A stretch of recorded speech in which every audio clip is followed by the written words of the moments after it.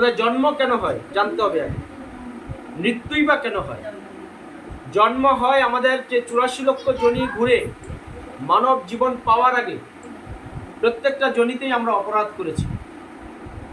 সেই পাপ এবং অপরাধ খণ্ডনের জন্য ভগবান শ্রীকৃষ্ণ স্বীয় ধাম গোলক বৃন্দাবন থেকে তার অংশ বিশেষ দিয়ে মানুষ সৃষ্টি করেন সর্বোপরি মুক্তির জন্য। কারণ আমরা কখনো কুকুর ছিলাম, পশু পাখি ছিলাম, গাছপালা ছিলাম, বিভিন্ন কীটপতঙ্গ, অধোজনী, নিম্নজনী বিভিন্নভাবে ছিলাম। সেটা আমার মুখের কথা নয়, শাস্ত্রের কথা। তাই ভগবান শ্রীকৃষ্ণ মানব জীবন দেন, এটাকে বলেছে দুর্লভ। এই জীবনটা আপনি কি চাইলে পাবেন? আপনি ইচ্ছে করলে গাছপালা হতে পারবেন, পতিত জীব হতে পারবেন, কুকুর বিড়াল হতে পারবেন, পশু পাখি হতে পারবেন, কিন্তু মানুষ হতে পারবেন। মানুষ হতে গেলে আপনাকে 84 লক্ষ যোনি আবার ঘুরতে হবে।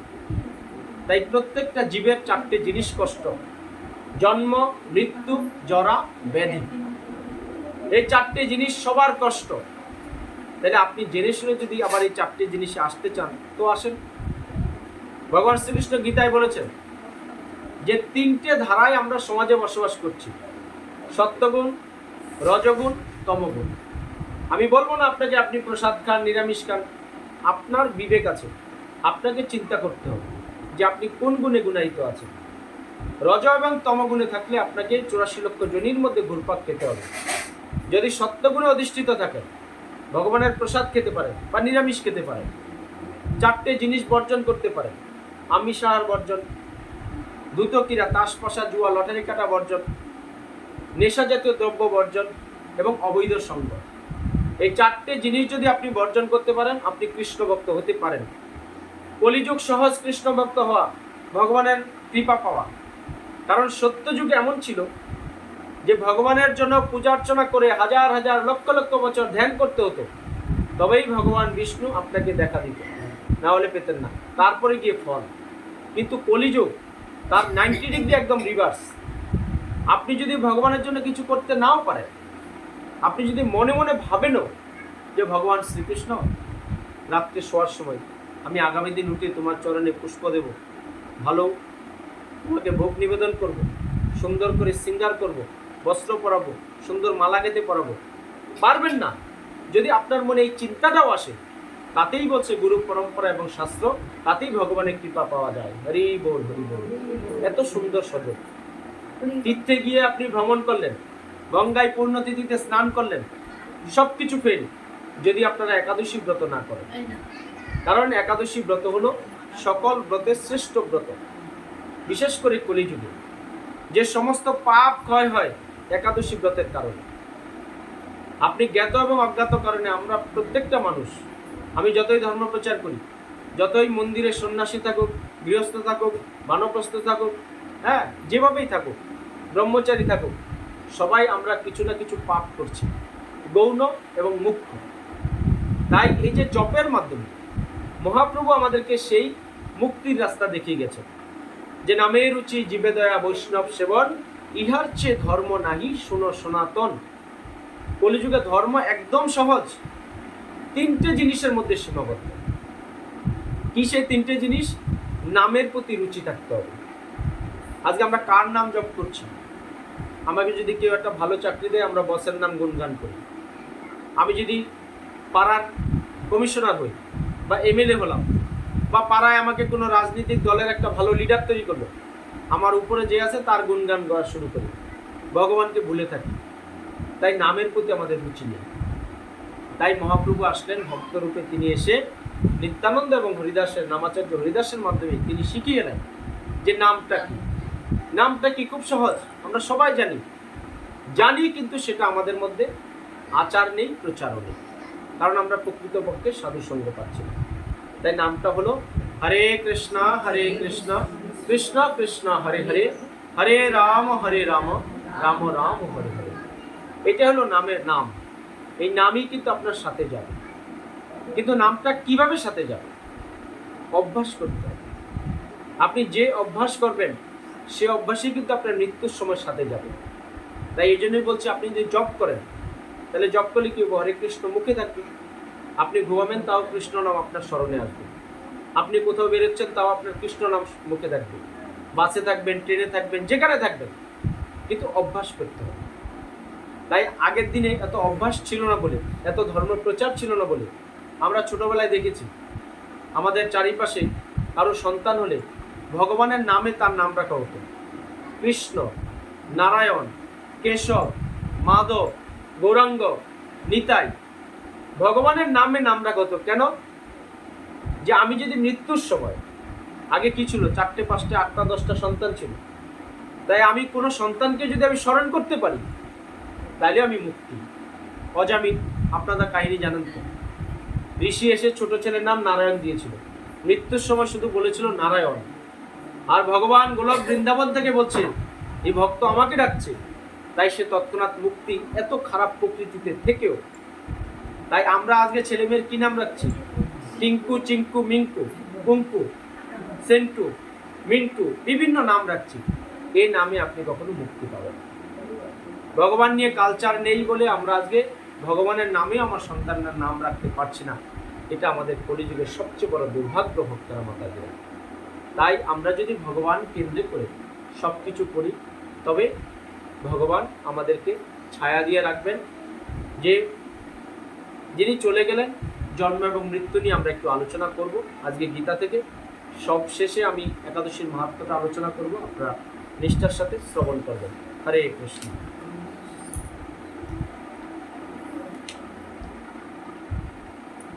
তাই পুরুষোত্তম মাস, গীতার 15 অধ্যায়, পুরুষোত্তম যুগ। আমরা সবাইকে বলি এই অধ্যায়টাই বেশি করে পড়বেন এই মাসে। তাই ভগবান শ্রীকৃষ্ণ আমাদেরকে কলিযুগে শাস্ত্র দিয়েছেন। কোনো যুগে এই শাস্ত্র ছিল না, গীতা এইভাবে ছিল না, কোনো যুগে শ্রুতি হিসেবে ছিল।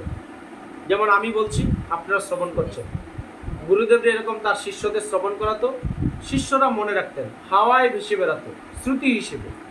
শিষ্যরা আবার গুরুদেবের অবর্তমানে আবার তাদের শিষ্যদেরকে শ্রবণ করাতেন। যে সুখদেব গোস্বামী পরীক্ষিত মহারাজকে এইভাবে শ্রবণ করেছিলেন ভাগবত। তাই পুরুষোত্তম যোগ 18 অধ্যায় 700 শ্লোক, এটা হলো 15 অধ্যায় ভগবান শ্রীকৃষ্ণের মুখনিসৃত বাণী। 8 নম্বর শ্লোক ভগবান শ্রীকৃষ্ণ এখানে কি বলেছেন দেখেন। জন্ম মৃত্যু নিয়ে আজকে আমরা এটা আলোচনা করব, যেহেতু আমরা একটা মাতাজি বাৎসরিক তিথিতে এসেছি।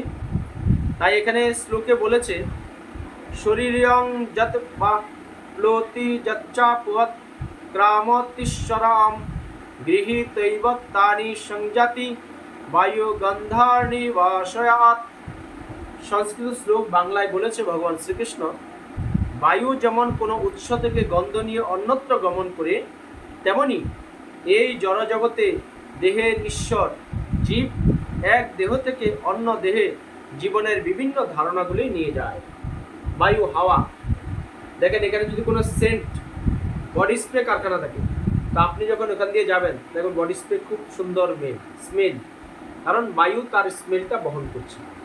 বা আপনি যখন বিটি রোডে যাবেন, বিস্কুট ফ্যাক্টরি আছে দেখবেন, খর্দা যেতেই পড়ে, ওখান দিয়ে যখন যাবেন যে বিস্কুটের কি স্মেল সুন্দর। বা আপনি যখন কোনো সুন্দর সুগন্ধি গার্ডেন, ফ্লাওয়ার বাগানের পাশ দিয়ে যাবেন, সুন্দর বাগান। আবার যখন কোনো নর্দমা বা দুর্গন্ধ ড্রেনের পাশ দিয়ে যাবেন, তখন আবার দুর্গন্ধ। তাই বায়ু এরকম, যার যেটা স্মেল আছে যেখানে থাকবে সেই বায়ুটা বহন করে।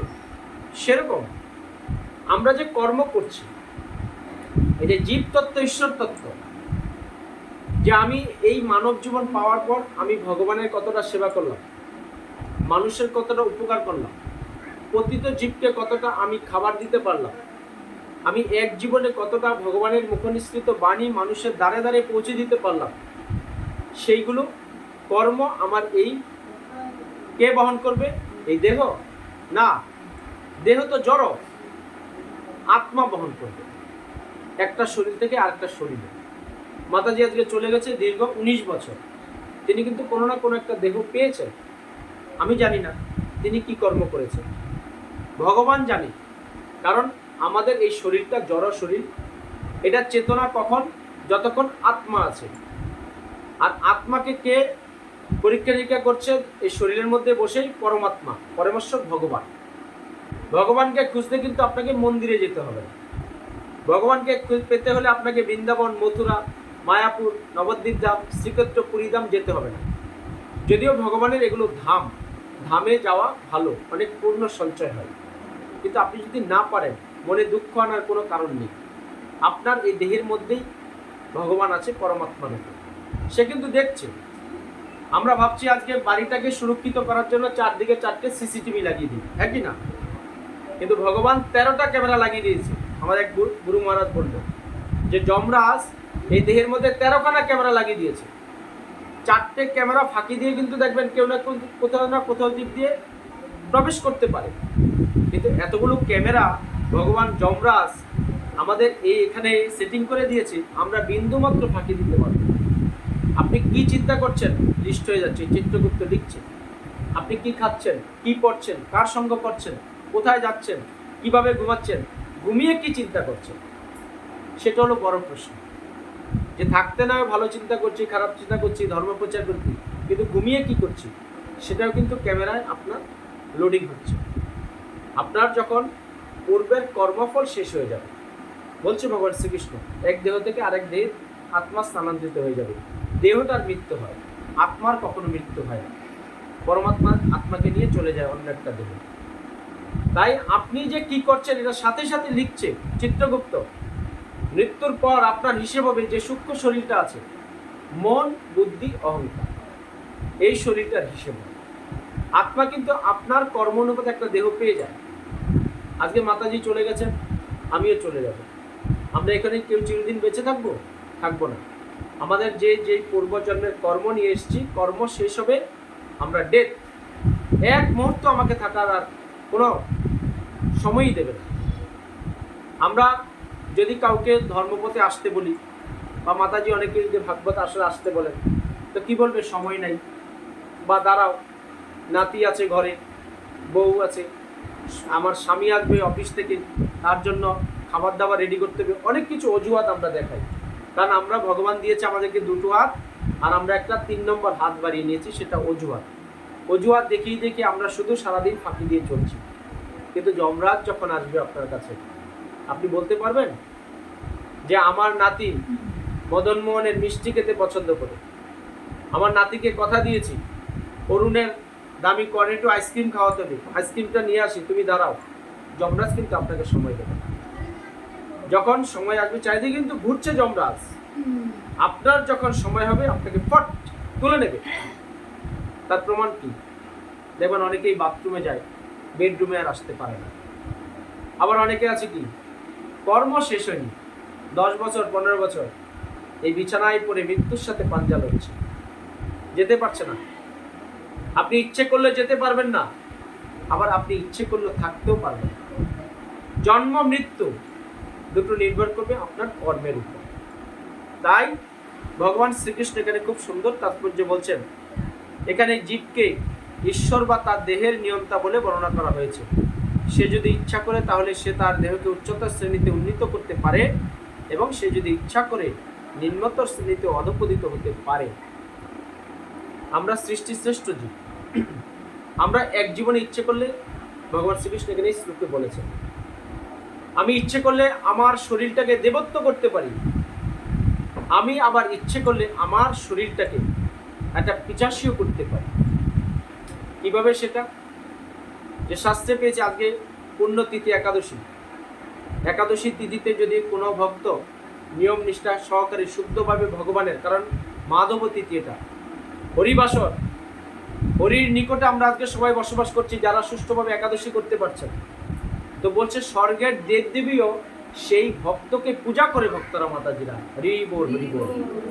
হরিবাসর এবং একাদশী তিথি এত একটা পূর্ণ তিথি, আপনারা একাদশী করবেন। শাস্ত্রে বলেছে 8 থেকে 80 সবার করা উচিত একাদশী, কারণ একাদশী সকল ব্রতের শ্রেষ্ঠ ব্রত।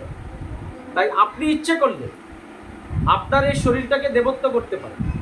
কিভাবে? সেটা ভগবানের সেবায় কাজে লাগাতে হবে। যা কিছু করবেন, আপনি গৃহস্থ হলে সংসার ছাড়তে হবে না, আপনি ব্রহ্মচারী হলে মন্দিরে গিয়ে থাকতে হবে, ব্রহ্মচারীরা কখনো গৃহে থাকতে পারে না। বা আপনার কলিযুগে আছে 50 বছর উপরে হয়ে গেলে গৃহস্থ থাকলেও তাকে সন্ন্যাস ধর্ম নিলে আপনার মানব জীবনটা সার্থক করা যায়। সন্ন্যাস ধর্ম গ্রহণ করলে আপনি গৃহেও থাকতে পারবেন না, মন্দিরে গিয়ে থাকতে হবে। তাই আমাদের বৈদিক যে শাস্ত্রের নিয়ম কানুন আছে, সেইগুলো যদি আমরা নিয়ম নিষ্ঠা সহকারে পালন করি, তাহলে আমার এই একটা দেহ আমি দেবত্ব করতে পারি। আবার যদি আমি নিয়ম নিষ্ঠা না করি, চায়ের দোকানে আড্ডা মারলাম, বন্ধু বান্ধব নিয়ে বিভিন্ন আনন্দ ফুর্তি করছি, সমাজের কুসংস্কার, যারা অপসংস্কৃতির লোক, যারা অসামাজিক লোক, তাদের সাথে উঠা বসা করছি, দুপুরে খাওয়া দাওয়ার পর আমি তাস খেলছি, লটারি কাটি, নেশাগ্রস্ত হয়ে থাকি, তাহলে আমার এই শরীরটা কি দেবত্ব হবে? কি হবে? অধপতিত হবে, অধজনিতে আমাকে যেতে হবে। ভগবান শ্রীকৃষ্ণ সেটাই বলছেন।